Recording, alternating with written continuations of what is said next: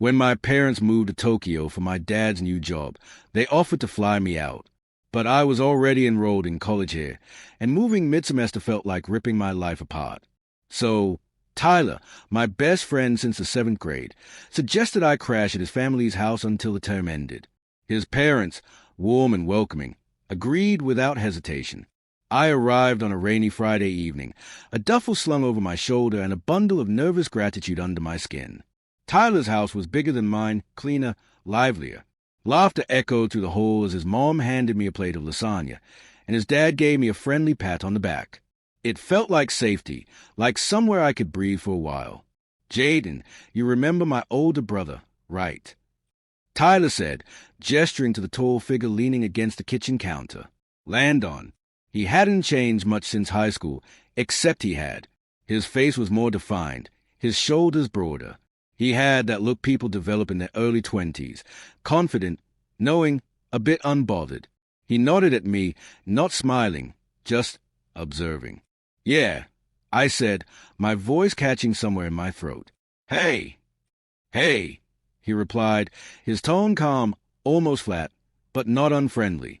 The next few days blurred into one another. Tyler and I gamed late into the night, joked over cereal in the mornings, and studied in the living room like old times. But Landon's presence shifted something. He rarely spoke, but when he did, it was sharp, like he'd already calculated every word. At first, I thought it was just his personality. Quiet, aloof, maybe a little condescending. But sometimes I'd glance up from my textbook and find him watching me from the hallway, his gaze steady, unreadable.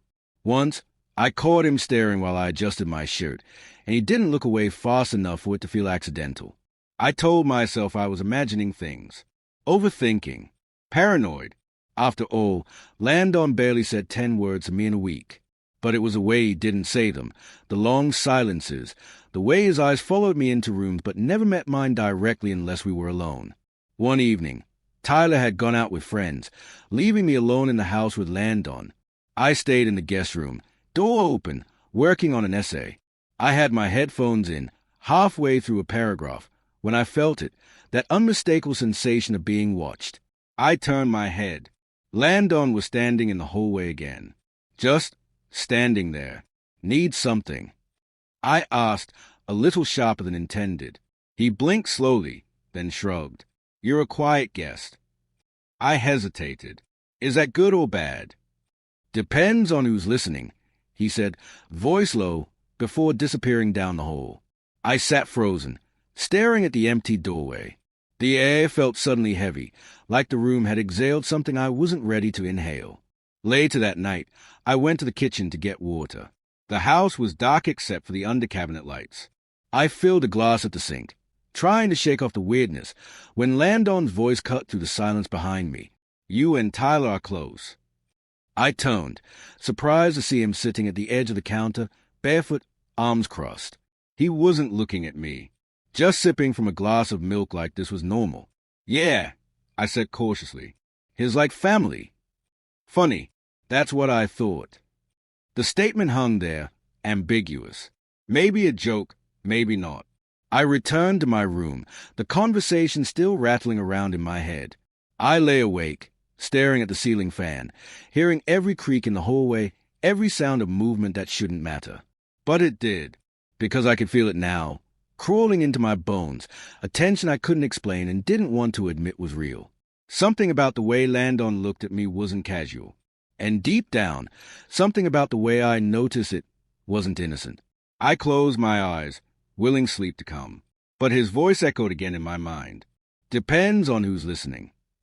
And I realized I wasn't sure if I wanted someone to hear. The days that followed were carefully quiet. I kept my head down, waking early, leaving before anyone else, and coming back when the lights were already on and the house were humming with life. Tyler didn't notice anything off.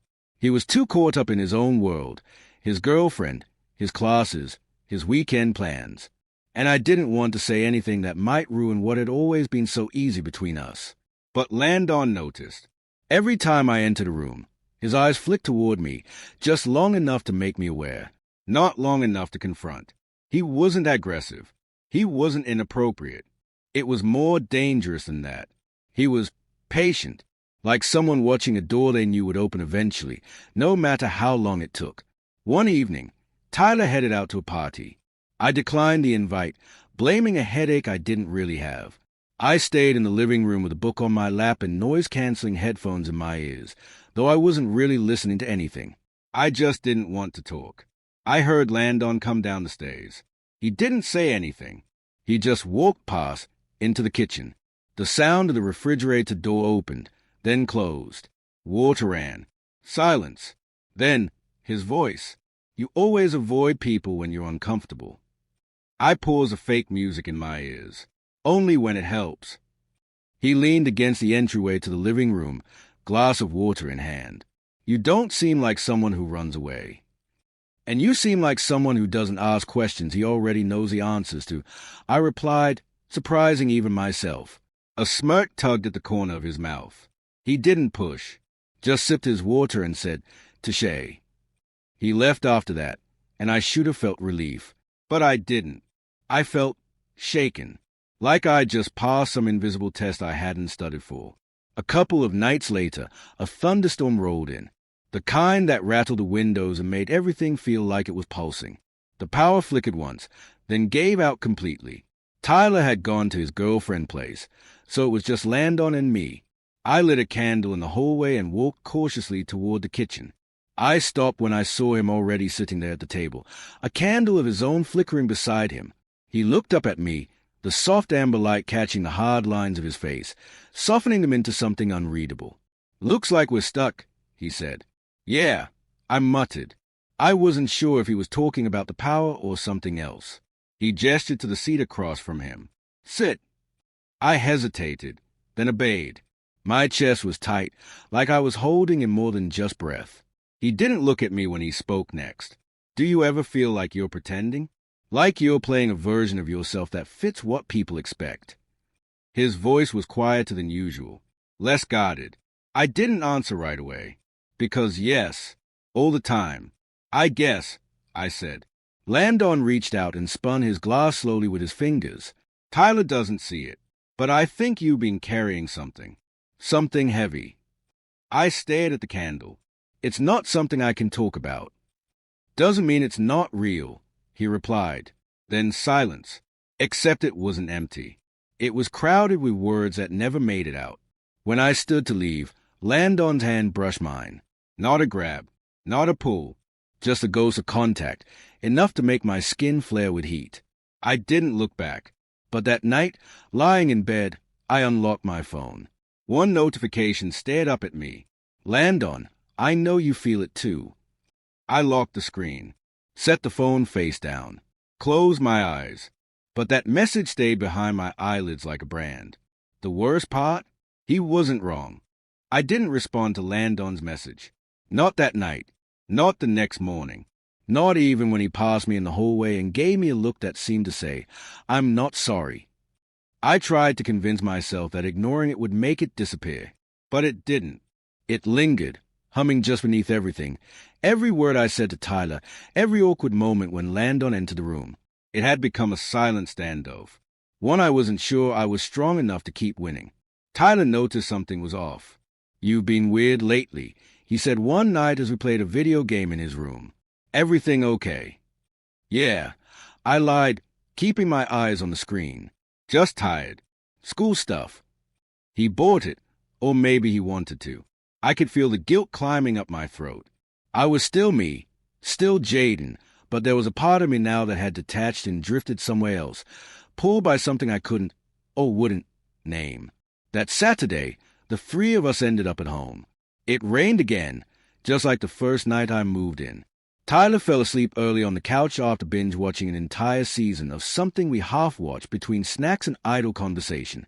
I pulled a blanket over him, careful not to wake him, and turned toward the stairs. I should have gone straight to the guest room, but I paused at the landing, and there he was, Landon, leaning against the hallway wall like he'd been waiting, not for chance, but for choice. His voice was barely above a whisper. "He's asleep." I nodded, unable to speak. He stepped closer, slow and deliberate. The hallway light behind him cast long shadows across the floor. I should have walked away. I knew that, but my feet stayed planted, and when he reached out, brushing his fingers lightly along my wrist, I didn't flinch. I don't want to play games, he said. I know what I want. My voice came out shaky. And what if I don't? He looked at me, really looked, and for a moment, I saw something unguarded in his eyes. Then tell me to stop. The silence between us was thunderous. I didn't say anything. Instead, I stepped backward into the guest room, the door still open. My heart pounded like a warning bell, but my body didn't listen. Landon followed, quiet, controlled, as if he already knew the ending before we wrote it. He kissed me, not wildly, not with force, but with an intensity that made me forget where I was. Forget who I was supposed to be loyal to. My back found the edge of the bed. His hands found the curve of my jaw. Every nerve lit up like a confession. There was no undoing it now. Time blurred. We moved like we were alone in the world, like nothing else existed beyond that moment. But somewhere, beneath all the heat and electricity, I felt a hollowness forming. A part of me that watched from a distance and whispered, "This isn't what you planned." When I opened my eyes again, the room was darker, quieter. Landon lay beside me, arm draped over his forehead, chest rising and falling in the dimness. I sat up, suddenly aware of everything. Of Tyler just downstairs. Of my heartbeat thudding like it was trying to warn me I'd crossed something I couldn't come back from. Footsteps echoed faintly from below. A soft knock followed. "Jay!" Tyler's voice. "You up?" Mom made pancakes. I froze. My throat went dry. Landon didn't move. He just stared at the ceiling. "Yeah," I called out after a pause too long to ignore.